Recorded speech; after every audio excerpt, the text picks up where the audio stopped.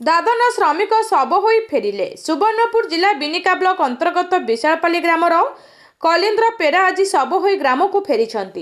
कलिंद्र गत एक वर्ष हेब पुओ बोहू सह परिवार दादन खटिबाकू सुदूर तेलेंगानगर सिकंदराबाद मेहबूबनगर जिलार साधनगर में दिन मजुरिया भाव काम करी परिवार प्रतिपोषण करी रही आसुथिले।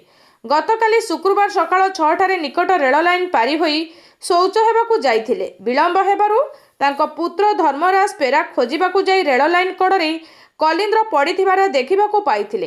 कलिंद्र रेल दुर्घटना रे प्राण हराइथिबा घटनार पारिपार्श्विक स्थितिरु तांको पुत्र जानिबाकू पाइथिले। रेल पुलिस खबर पाई घटनास्थल को आसी शव उद्धार करिथिला।